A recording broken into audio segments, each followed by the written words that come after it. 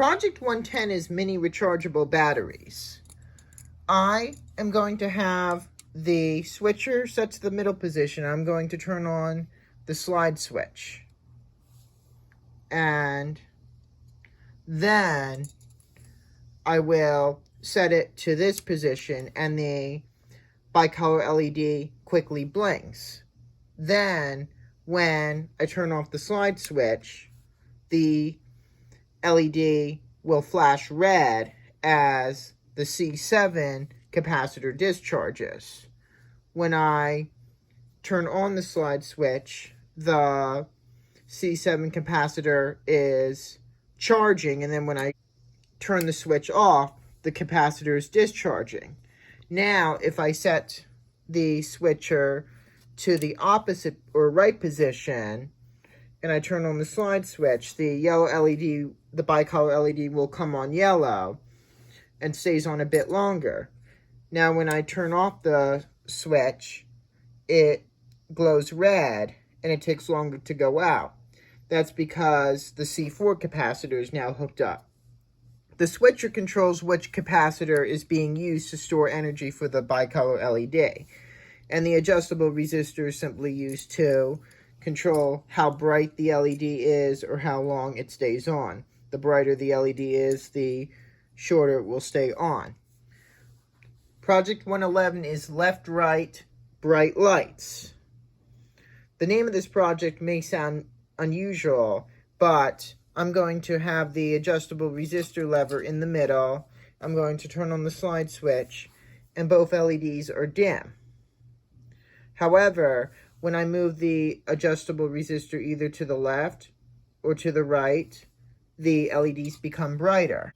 That's because when the adjustable resistor is set around the middle setting, resistors in the pivot stand are included in the circuit, which limit the current flowing through the LEDs, but they are bypassed when the RV2 lever is set either to the left or right. I'm going to move the switcher toward me, and the color LED quickly flashes and then goes off. When I move the switcher away from me, the bicolor LED comes on and then goes out. The C4 capacitor stores energy to power the bicolor LED. When the switcher is set to this position, points C and D charge up the capacitor as electricity flows from the batteries through it. And then the color LED causing it to flash. And then when the switcher is set to that position, the electricity will flow through the capacitor through the bicolor LED, lighting it. For Project 113, I added the RV2, and when I move the switcher toward me, the color LED lights up, and then when I move it away from me, the bicolor LED lights as well. The adjustable resistor is used to control how long the bicolor LED stays on and how bright it gets. Now, if I was to turn on the slide switch, the RV2 is bypassed and the circuit will work just like in the previous project. For 114, I replaced the C4 capacitor with the C7 one, and when I move the switcher toward me, the color LED will blink faster, and the bicolor LED will only blink for a moment, regardless of the setting of the adjustable resistor, because the C7 capacitor holds far less energy. I'm going to turn on the slide switch, and the air fountain and light motor will both come on. Watch the LEDs carefully. I don't know if you noticed, but the LEDs on the light motor may appear bright at first, and then they get a little bit dimmer. Now the ball on the air fountain dances. What's interesting is that motors like this one need a lot of energy to start up, but once they are going, they use less energy. It's kind of like if you were to pedal a bicycle. You need a lot of energy to get going, but once you reach your desired speed, then it's pretty easy and you don't have to use as much effort to keep going at that speed. And because the air fountain and light motor are connected in series, they will use the same current. And the air fountain is limiting whatever current can flow through the light motor.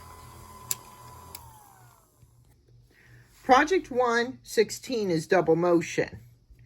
I'm going to turn on the slide switch, and both the light motor and air fountain operate at higher speeds. In this instance, the two components are connected in parallel, not series. So they work independently of one another, and they get their own current from the batteries. They both have the amount of current needed to operate. Now be very careful when placing the ball on the air fountain, because it may fall into the fan blades, and never touch them because you could get hurt. And advantages of parallel circuits include that if one part fails, the other continues to operate, and of course each component gets the appropriate power it needs, no more, no less. Project 117 is triple motion.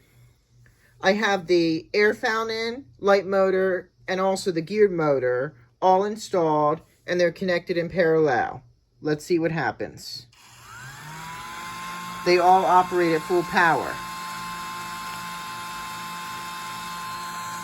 Again, because of how they are connected, each component receives the power it needs from the batteries, and they operate independently of each other. It's possible that if you keep this circuit on for an extended period of time, it will suddenly turn off. And if so, turn off the slide switch, wait a little while, and then turn it back on. And it should work again. For Project 118, I replaced one of the battery holders with a 3-snap wire. So now the circuit only has 3 volts of power, not 6. When I turn on the slide switch, all 3 components work more slowly than they did in the previous project. The ball dances a little bit on the air fountain, but doesn't shoot high up in the air like earlier. The merry-go-round spins more slowly, and only the red and yellow LEDs on the light motor come on, and they are dim, because the circuit only has half the power it did before. 119 is Dominator.